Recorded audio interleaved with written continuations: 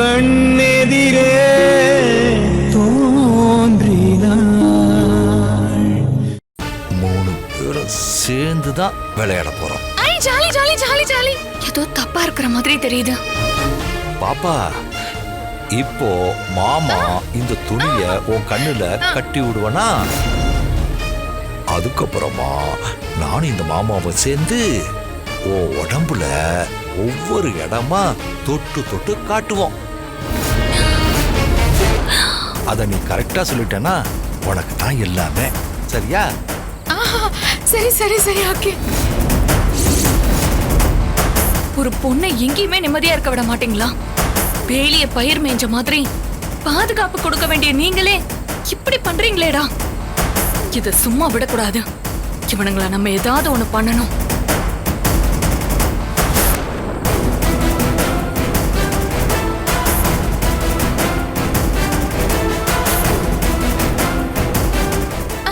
கண்ணை மூடுங்க.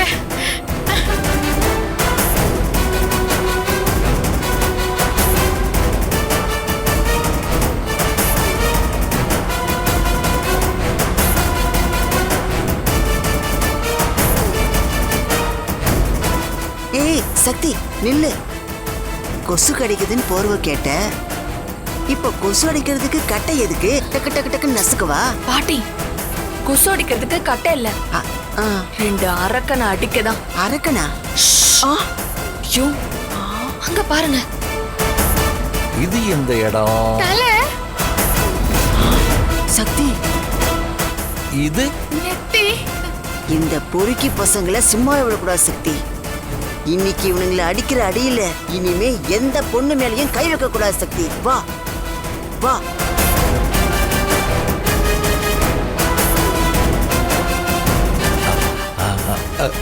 இது கண்ணோ.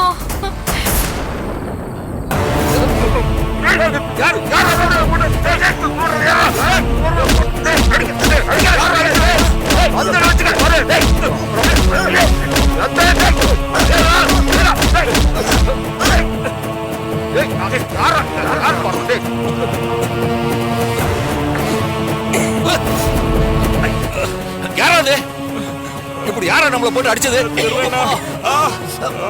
அண்ணா, உடம்புலாம் பயங்கரமா வலிக்குது. யார் அடிச்சது? என்னண்ணா இப்படி வீங்கி இருக்கு? யாரா? மாங்கு அடிச்சிட்டாங்க.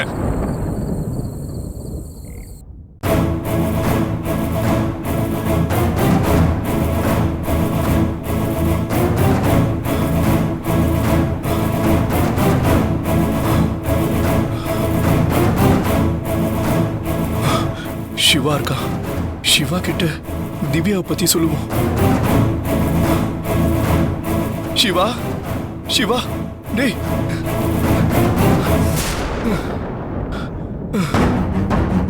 சிவா, டேய், நான் உன்கிட்ட கொஞ்சம் பேசணும். என்ன வேலையா இருந்தாலும் எனக்கு கொஞ்சம் டைம் ஒதுக்கிட்டு நான் சொல்றத கொஞ்சம் கேளுடா ப்ளீஸ். அப்பா, என்னாச்சு உங்களுக்கு? ஏன் இவ்வளவு பதட்டமா இருக்கீங்க? என்னப்பா பண்றது? அங்க உன்னோட தங்கச்சி திவ்யா ரொம்ப பெரிய ஆபத்துல இருக்கா. எனக்கு என்ன பண்றதுன்னு தெரியாம தலையை பிச்சுக்கிட்டு இருக்கேன்டா. திவ்யா ஆபத்துல இருக்காடா? என்னப்பா சொல்றீங்க?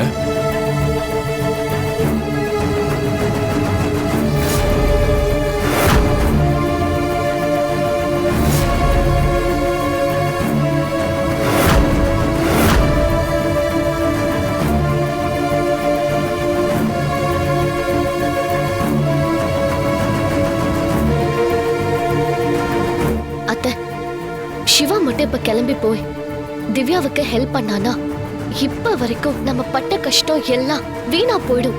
ப்ளீஸ் அத்தை, ஏதாவது செஞ்சு சிவாவை போக விடாம தடுத்து நிறுத்துங்க. என்னப்பா சொல்றீங்க? என்னதான் இருந்தாலும் திவ்யா நம்ம விட்டு பொண்ணு. நான் உங்களோட கிளம்பி வரேன், வாங்க போலாம்.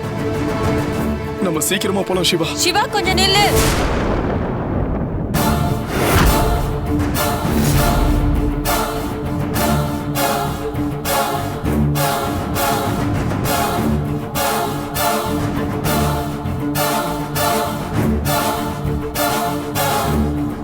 இப்ப நீங்க 2 பேரும் எங்க போறீங்கன்னு எனக்கு நல்லா தெரியும்.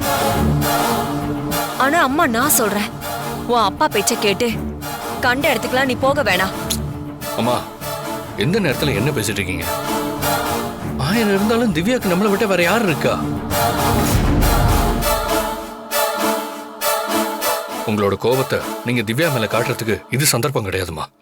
ஐயோ சிவா, உனக்கு பழசெல்லாம் மறந்து போனதுனால நீ ரொம்ப வெள்ளந்தியா அப்பாவியா பேசிட்டு இருக்க. நீ நினைக்கிற அளவுக்கெல்லாம் திவ்யா ஒண்ணு ரொம்ப யோக்கியமானவளா இல்ல. அவதான் 1ஆம் நம்பர் துரோகியே. முதல்ல நீ அன்னைக்கு அவ வீட்டுக்கு போய் சாப்பிட்டதே பெரிய தப்பு தெரியுமா? ஏய் இந்து, உனக்கு கொஞ்சம் கூட ஈவிரக்கமே இல்லையா? நீ பெத்த பொண்ணுன்னு கூட பார்க்காம அவளை எதிரியா பாக்குற. இப்ப அவன் தங்கச்சிக்கு உதவி செய்ய வந்திருக்கான். அவ மனசுல இப்படி நஞ்ச கலக்குற. நீலா ஒரு பொம்பளையா? ஆமா, நான் பொம்பளையே இல்ல. ஈவு இறக்கமே இல்லாத ராட்சசிதான். நீங்க வேணும்னா பெரிய கருணை கடலா இருந்துட்டு போங்க. ஜெயிலுக்குள்ள இருக்கிற கொலைகாரிக்கெல்லாம் வக்காலத்து வாங்காதீங்க. யார பார்த்து நீ கொலைகாரின்னு சொன்ன? என் பொண்ணு திவ்யா அப்படிப்பட்டவளாம் கிடையாது. அவ அவளோட மாமியார தான் பெத்த புள்ள மாதிரி பாத்துக்கிட்டவ.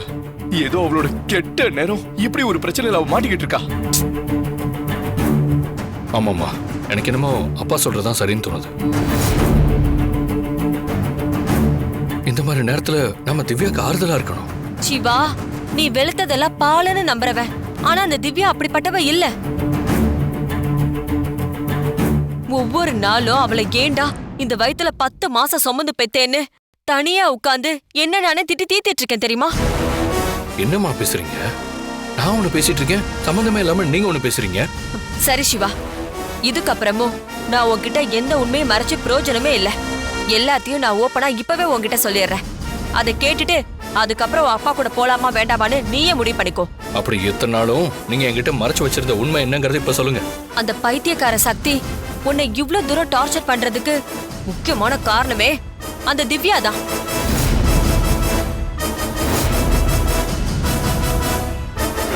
அந்த திவ்யாவோட புருஷன் இருக்கான்ல அருண், அவன் சரியான திருட்டு பையன். சூப்பர் மார்க்கெட்ல வேலை செஞ்ச இடத்துல பணத்தை திருடிட்டான்னு அவனை கையும் களவுமா பிடிச்சு கழுத்தை பிடிச்சு வெளியே துரத்தி விட்டாங்க. இப்ப அவன் வேலை இல்லாம வீட்டுல வெட்டியாதான் இருக்கான். திவ்யாவை பொறுத்த வரைக்கும் அவ புருஷனுக்கு ஏதாவது ஒரு நல்லது நடக்கணும். எந்த ஒரு வேலையும் கஷ்டப்பட்டு செய்யாம ஈஸியா செட்டில் ஆகணுங்கிற நினைப்பு அவளுக்கு இருக்கு. அதனாலதான் அந்த சக்தியை ஏவி விட்டு வேற மாதிரி ஆடிட்டு இருக்கா. அம்மா, நீங்க நினைக்கிற மாதிரி அந்த அருண் அப்படிப்பட்டவரெல்லாம் இல்லம்மா. அன்னைக்கு அவங்க வீட்டுக்கு நான் போனப்ப அவர் அவ்வளவு பொறுப்பா நடந்துக்கிட்டாரு. ஏன் திவ்யாவை சமைக்க கூட விடாம அவர் தான் சமைச்சு வச்சிருந்தாரு. அருணும் திவ்யாவும் ஒருத்தருக்கு ஒருத்தர் புரிஞ்சுக்கிட்டு சந்தோஷமா தான் இருந்தாங்க. அப்பா, இந்த அம்மா சொல்றதுல உனக்கு நம்பிக்கை இல்ல சிவா? பரவாயில்ல, விடு. ஏன் இந்து, இன்னொரு முறை திவ்யாவை பத்தி தப்பா பேசல அப்புறம் நான் மனுஷனாவே இருக்க மாட்டேன். உன்னோட வயித்துல வந்து திவ்யா பிறந்ததுக்கு அவ பிறக்காமலே இருந்திருக்கலாம். இங்க பாருங்க, உங்களுக்கு திவ்யாவை போய் பார்க்கணும்னா போய் பார்த்துட்டு வாங்க. உங்களை யாராச்சும் தடுத்தாங்களா? அதே நேரத்துல சிவாவும் உங்க கூட ஜெயிலுக்கு வந்து திவ்யாவை பார்க்கணும்னா பார்க்கட்டும். அத பத்தி இனிமே எனக்கு எந்த கவலையும் இல்ல. அவங்க அவங்களோட வாழ்க்கைய இனிமே நீங்களே பாத்துக்கோங்க. என்ன ஒண்ணு சொல்லாதீங்க. அம்மா,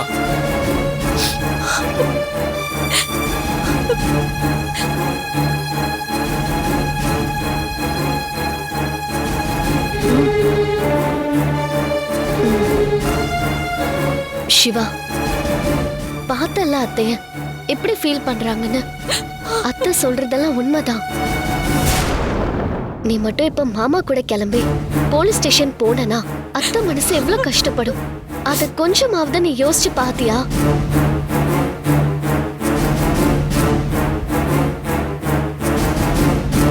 இங்க நடக்கிற எல்லாத்தையும் பாக்குறப்ப இங்க இருக்கிற யாரும் கண்டிப்பா என்னோட பொண்ணு திவ்யாவை காப்பாத்த மாட்டாங்கன்னு மட்டும் எனக்கு நல்லா தெரிஞ்சிருச்சு. இப்ப என்ன பண்ணுவேன்?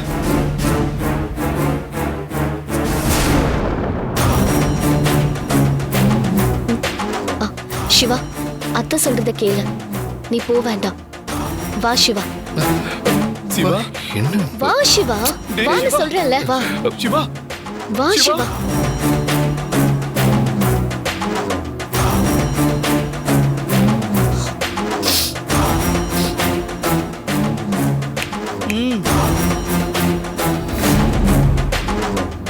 இனிமே இந்த வீட்ல நான் எடுக்கிறதா முடிவு, நான் சொல்றதா சட்டம். அனிதா கர்ப்பமா இருக்கான்னு பொய் சொல்லி ஏமாத்தி எப்படியாவது அனிதாவோட கழுத்துல சிவாவை தாலி கட்ட வைக்கலான்னு நினைச்சிட்டு இருந்தேன். ஆனா இங்க என்னடானா நாம நினைக்கிறது ஒண்ணா இருக்கு, நடக்கிறது ஒண்ணா இருக்கு. இந்து கொஞ்சம் என்ன பாரு, எப்படியாவது என் பொண்ணு திவ்யாவை காப்பாத்திரு. நீ மனசு வச்சாதான் முடியும். ப்ளீஸ் தயவு செஞ்சு கேக்குறேன், உன் கால கூட விட ப்ளீஸ். இந்து இந்து இந்து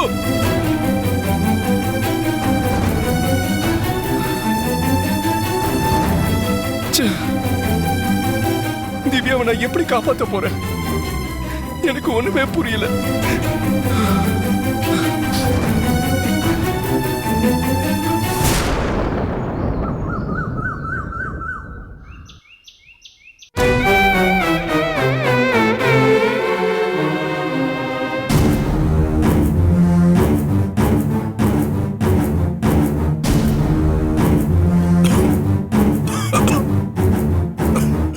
அண்ணே, உங்களை யாரோ பயங்கரமா திட்டுறாங்கண்ணே, அதானே இப்ப புறையிறது. இந்தாங்க தண்ணி குடிங்க.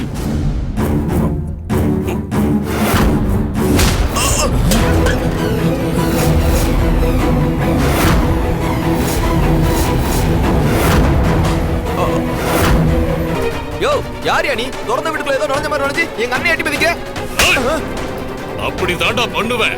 எனக்கு இருக்கிற குலவெறிக்கு இந்த வீட்டையே அடிச்சு ரெண்டாக்கிடுவேன். என்ன பேசுற? என்னடா, யார் தெரியுமா இது? வயசு வித்தியாசம் தெரியாம பெரியவங்க மேல கை வைக்க போற? இவர் தாண்டா உங்க அண்ணி சீதாவுடைய அப்பா. அடச்சி, நீ எல்லாம் ஒரு மனுஷனாடா? கோலகார பயலே, கிளிய வளர்த்து குரங்கு கையில கொடுத்த மாதிரி என்னோட பொண்ணை உங்ககிட்ட கொடுத்ததுக்கு இப்படி அவளை அல்பாயுஸ்ல சாகடிச்சிட்டியடா. ரொம்ப ஓவரா பண்ணிக்கிட்டு இருக்கான். என்னோட பையன் அருண் ரூமுக்குள்ள இருக்கிறதுனால தான் நான் இவ்வளவு பொறுமையா அமைதியா பழைய மாதிரி நடிச்சுக்கிட்டு இருக்கேன். அவ மட்டும் இல்லாம இருந்திருந்தா நானே இங்கேயே இந்த ஆளோட கதையை முடிச்சு எங்கேயாவது செங்க சோலையில கொண்டு போய் எரிச்சிருவேன். ஐயா, இங்க முழுசா என்ன நடந்துச்சுன்னு தெரியாம அண்ணனை போய் எட்டி வச்சிட்டீங்களே. நீங்க நினைக்கிற மாதிரி அண்ணி இறந்ததுக்கும் அண்ணனுக்கும் எந்த சம்பந்தமும் இல்ல. நீ யாரா கோமாளி? இவனை பத்தி உனக்கு என்னடா தெரியும்? இந்த அயோக்கிய பையன் எப்படிப்பட்ட கிரிமினல்னு எனக்கு மட்டும்தான் தெரியும். அப்பச்சி, என்ன நடந்ததுன்னு தெரியாம என்ன தப்பா புரிஞ்சுக்காதீங்க அப்பச்சி. அடிச்சேன்னா பாரு, உனக்கு எந்த தப்பும் பண்ண தெரியாது. அப்படியே அப்பாவே வெள்ளந்தி மனுஷன் மாதிரி இந்த ஊர் உலகத்துக்கு வேணா நடிக்கலாம். ஆனா உன் நடிப்பை என்கிட்ட காட்டாத. உன்னை பத்தி எனக்கு மட்டும்தான் தெரியும். அப்பச்சி, இந்த நேரத்துல நான் பேசினாலும் தப்பு, பேசாம இருந்தாலும் தப்பு. நானே என் பொண்டாட்டிய பறி கொடுத்துட்டு மனசு நொந்து போயிருக்கேன். இப்ப நீங்க வேற என்ன கஷ்டப்படுத்துறீங்களா அப்பச்சி?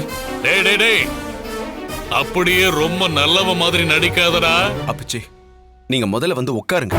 நான் என்ன நடந்ததுன்னு சொல்றேன், முழுசா அதை கேளுங்க. நான் ஒண்ணும் உன் வீட்டுல உக்காந்து விருந்து சாப்பிட வரல. நான் பெத்த புள்ளைய பறி கொடுத்துட்டேங்கிற வயித்தெரிச்சல்ல இங்க வந்து இப்படி புலம்பிக்கிட்டு இருக்கேன். டேய், எதுக்காகடா என் பொண்ணு இறந்தத கூட என்கிட்ட இருந்து மறைச்ச? கடைசியா என் பொண்ணு முகத்தை ஒரு தடவை கூட பார்க்க முடியலையேடா. என்னடா பண்ண என் தங்கத்தை சொல்றா? என்ன பண்ண என் பொண்ண?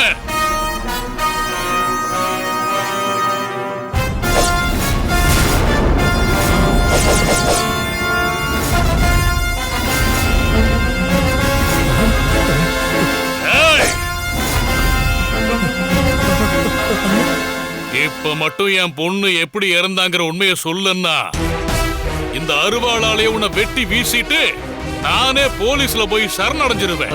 ஐயோ அப்பச்சி, எனக்கு கொஞ்சம் பேச விட்டா தானே என்ன நடந்துச்சுன்னு நான் சொல்ல முடியும். கழுத்துல அருவாளை வச்சுக்கிட்டா நான் என்ன சொல்ல முடியும்? ஐயோ, டே அருண், அருண், ஐயோ வாடா, வந்து உன் தாத்தா கிட்ட என்ன காப்பாத்துறா. ஐயோ, பேரனை மட்டும் கூப்பிட்டா நான் உன்னை சும்மா விட்டுருவேனா? உன்னை இப்ப நான் என்ன பண்றேன் பாரு. அப்பச்சி, என்ன பண்ணிட்டு இருக்கீங்க? முதல்ல அருவாளை கீழே இருக்குங்க, இறக்குங்கன்னு சொல்றேன்ல. டேய், இவனை பத்தி உனக்கு முழுசா தெரியாதுடா. இவன் தான் உங்க அம்மாவை கொன்னு புதைச்சிருப்பான். அதனாலதான் என் பொண்ணு இறந்தத கூட இவன் கிட்ட சொல்லாம மறைச்சிட்டான். நடந்தது எதுவுமே தெரியாம தேவையில்லாம பேசாதீங்க. அம்மா இறந்ததுக்கும் அப்பாவுக்கு எந்த சம்பந்தமும் கிடையாது.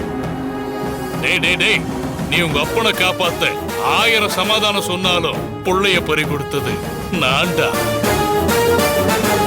இவனை காவு கொடுத்தா மட்டும்தான் என்னோட கொலவெறி அடங்கும். நிறுத்துங்க அப்புச்சி. எங்க அம்மா இறந்து போனதுக்கு நான் மட்டும்தான் முழுக்க முழுக்க காரணம்.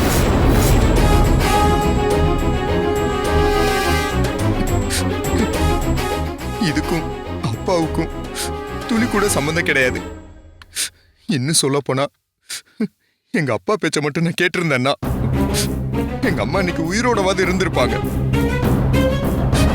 எங்க அம்மாவை அநியாயமா நானே கொன்னுட்டேன். என்னடா சொல்ற? நம்ப மாட்டேன்டா. நான் நம்ப மாட்டேன். உன் அப்பனோட உயிரை காப்பாத்துறதுக்காக பழிய ஏன் நீ ஏத்துக்கிற? எங்க அப்பாவோட உயிரை காப்பாத்துறதுக்காக நான் ஒன்னும் பொய் சொல்லல. நான் உண்மையதான் சொல்றேன். நீ எல்லாம் மனுஷனாடா. உன்னோட அப்பன் புத்தி அப்படியே உனக்கு வந்திருக்கடா. என் பொண்ணு அப்பாவிடா. அது வாய் பேச தெரியாத புள்ள பூச்சிடா. அவளை சாகடிக்கிறதுக்கு எப்படா அவங்களுக்கெல்லாம் மனசு வந்துச்சு? அதுக்கு காரணம் நான் தான் சொல்லிட்டேன்ல. அருவா எடுத்த கைய ரத்தம் பார்க்காம கீழே இறக்கிட்டீங்க. நான் பண்ண தப்புக்கு என்ன கொல்லுங்க. நானும் எங்க அம்மா கூட போய் சேர்றேன். டேய், நீ என்னடா சம்மந்தம் இல்லாம ஏதோ பேசிட்டு இருக்க? அப்பச்சியே பாவம், பொண்ணை பறி கொடுத்துட்டு நான் சொல்லலங்கிற கோவத்துல கையில அருவாளோட வந்திருக்காரு.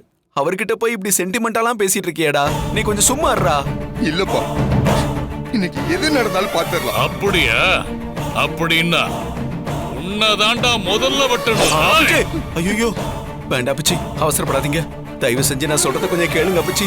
உங்க பொண்ணு சீதா செத்து போனதுக்கு நானும் என் பையனும் காரணம் இல்ல அப்பச்சி. இந்த வீட்டுக்கு மருமகன் ஒருத்தி புதுசா வந்திருக்கால, அவதான் காரணம்.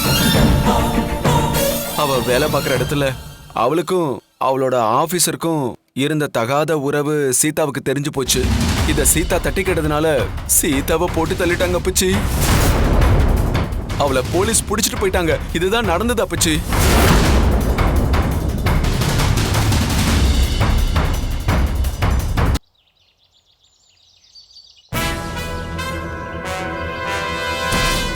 சக்தி, இந்த உலகத்துல ஒரு கேடுகெட்ட கேவலமான அயோக்கியம் இருக்கான்னா அது இந்த காங்கேயன் தான். கொஞ்சம் கூட பாவம் புண்ணியம் பார்க்கவே மாட்டான். ஈவு இறக்கம் இல்லாத ராட்சசன்.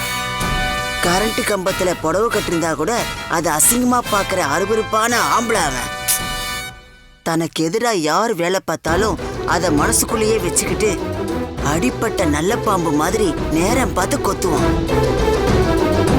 அதனால அவன் கிட்ட நீ எதுவும் வம்பு வச்சுக்காத. நீ வேற மூக்கு முடியுமா ரொம்ப லட்சணமா அழகா இருக்க. இவன் ரொம்ப மோசமானவன். எதுக்கும் பார்த்து கவனமா இருத்தாயி. நீங்க சொல்றது எனக்கு புரியுது பாட்டி. ஆனா அதே நேரத்துல நம்ம கண்ணு முன்னாடி ஒரு அநியாயம் நடக்கிறப்ப அதை பார்த்துட்டு எப்படி பாட்டி நம்மளால சும்மா இருக்க முடியும்? இன்னைக்கு நம்ம இருந்ததுனால மானசாவை காப்பாத்திட்டோம். ஆனா ஒவ்வொரு முறையும் நம்மளால போய் காப்பாத்த முடியுமா? மனநல பாதிக்கப்பட்ட எத்தனை பொண்ணுங்களை அவங்க வீட்ல இருந்து நம்பி இங்க கொண்டு வந்து விட்டுட்டு போறாங்க. ஆனா இந்த மாதிரி வக்ர புத்தி கொண்டவங்களெல்லாம் அந்த பொண்ணுங்களோட வாழ்க்கைய மொத்தமா சீரழிச்சு அனுப்புனா எந்த விதத்துல நியாயம் பாட்டி? பொண்ணா பிறந்துட்டா எல்லாரும் அவங்கள வெறும் உடம்பாவும் அவங்கள தன் தேவைக்கு மட்டுமே பயன்படுத்துற ஒரு விளையாட்டு பொருளாவும் தான் இப்ப வரைக்கும் நிறைய பேர் பார்த்துட்டு இருக்காங்க. பொம்பளை பிள்ளைங்களை குனிஞ்ச தலை நிமிராம நடந்து போயிட்டு வாமான்னு சொல்ற இந்த சமூகம் அத ஆம்பளை பசங்களுக்கு சொல்லிக் கொடுக்கறது இல்ல. நீ பாக்குற எந்த பொண்ணா இருந்தாலும் அது உன்னோட அம்மா அக்கா தங்கச்சின்னு யாரும் சொல்லிக் கொடுக்கறதே இல்ல. ஒரு பொம்பளை புள்ள கெட்டு போயிட்டா அவளுக்கு நான் வேணா வாழ்க்கை கொடுக்கறேன்னு பெருமை பீத்திக்கிற இந்த உலகம் ஒரு ஆம்பளை கெட்டு போனா அவனுக்கு என்ன ஆம்பளை இன்னும் எத்தனை பேர் கூட வேணாலும் இருக்கலான்னு தான் சொல்லி கொடுக்கறாங்க. உனக்கும் எனக்கும் கண்ணுக்கு தெரிஞ்ச ஒரு காங்கேயம் பண்றதையே நம்மளால பார்த்து சகிச்சுக்க முடியல. இந்த நாட்டுல ஒவ்வொரு இடத்துலயும் பலர் காங்கேயத்தை விட கொடுமையானவங்களாவும் பொண்ணுங்களை மதிக்க தெரியாதவங்களாவும் தான் அதிகமா இருக்காங்க சக்தி. 4 பேர் நல்லா இருக்கணும்னு நினைச்சு நீ கவலைப்படுற. ஆனா நல்லா இருக்கிற உன்னை பைத்தியம்னு கொண்டு வந்து இங்க சேர்த்து விட்டுட்டு உன்னை சுத்தி இருக்கிறவங்க வெளியே ரொம்ப சந்தோஷமா இருக்காங்க. இந்த கொடுமையை எங்க போய் சொல்றது? நீங்க சொல்றது உண்மையா இருக்கலாம் பாட்டி. ஆனா ஒவ்வொருத்தவங்களுக்கும் அவங்க அம்மா என்ன சொல்லி கொடுக்கறாங்களோ அதுதான் சாகர வரைக்கும் மனசுக்குள்ள இருக்கும். எங்க அம்மா எனக்கு சொல்லி கொடுத்துட்டு போனது, எனக்குன்னு விட்டுட்டு போன சொத்து. உன்னை சுத்தி யாரு என்ன சொன்னாலுமே நீ உன் மனசாட்சிக்கு உண்மையா இருன்னு சொல்லிட்டு தான் போனாங்க. அந்த நல்லது கெட்டதை எடுத்து சொல்றதுக்குன்னு இருந்த ஒரே ஜீவன் என் அம்மா. இப்ப அவங்களும் என்னை விட்டுட்டு போயிட்டாங்க. நீ சொல்றத கேட்க கஷ்டமா தான் இருக்குமா? என் மகன் அமெரிக்காவில இருந்து என்ன பார்க்க வரேன்னு சொல்லிருக்கான். அவனுக்கு பிடிச்சது எல்லாத்தையும் சமைச்சு வைக்கணும். நீங்க 2 பேரும் லீவு போட்டுருங்க. என் கூட வந்து என் பையனுக்கு பிடிச்சதெல்லாம் சமைச்சு தரீங்களா? உங்களுக்கு என்னென்ன வேணும்னு சொல்லுங்க. என் பையன் கிட்ட சொல்லி வாங்கிட்டு சொல்றேன். சீக்கிரம் வாங்க, அவன் வந்துடுவான். ஏய், என் பையன் வரப்போறா. ஏய், ஊர்ல இருந்து வரப்போறா. ஏய், ஜாலி வரப்போறா. யார் இவங்க? அமெரிக்கா அப்புறம் பையனை என்னென்னமோ சொல்றாங்க. என்னாச்சு உங்களுக்கு? இவங்களுக்கு என்ன? அந்த வயிற்றுச்சல ஏன் கேக்குற சக்தி? அந்த அம்மா பேரு புஷ்பா. புருஷன் இறந்ததுக்கு அப்புறமா தான் ஒரே புள்ள நம்மள நல்லா பாத்துப்பான்னு கொஞ்சம் தைரியமா இருந்தாங்க. ஆனா அவன் என்னடான்னா படிக்கிறதுக்கு அமெரிக்கா போயிருக்கான். இவங்களும் வீட்டை வித்து விவசாய நிலத்தை வித்து ஏகப்பட்ட பணம் செலவு பண்ணிருக்காங்க. கடைசியா ஒரு நாள் திடீர்னு போன் அடிச்சு, எனக்கு கல்யாணம் ஆயிடுச்சு, இனி அமெரிக்காவிலேயே இருப்பேன், ஊருக்கெல்லாம் வரமாட்டேன், நான் இங்கேயே செட்டில் ஆயிடுறேன்னு சொல்லிட்டான். இவங்களுக்கு ஒரே ஒரு புள்ள. பெத்த புள்ள ஆசைதான் முக்கியம்னு இங்க இருக்கிற வீடு வாசல் எல்லாத்தையும் வித்துட்டு இவங்களும் ஒரு முறை அமெரிக்கா போகணும்னு முடிவு பண்ணாங்க. அப்பதான் இவங்க பையன் ஆக்சிடென்ட்ல இறந்து போயிட்டான்னு நியூஸ் வந்தது. அந்த பையனோட உடம்ப இங்க கொண்டு வர முடியாம இவங்களும் போய் நேர்ல பார்க்காம வீட்டுக்குள்ளேயே இருந்து இருந்து அந்த எண்ணம் நாளுக்கு நாள் அதிகமாகி கடைசியா என் பையன் வந்துருவாங்கிற நம்பிக்கையில இப்படியே புலம்பி புலம்பி தான் வாழ்நாளை ஓட்டிட்டு இருக்கா. இங்க இருக்கிற ஒவ்வொருத்தங்களுக்கு பின்னாடியும் இப்படி ஒரு சோக கதை இருக்கு சக்தி.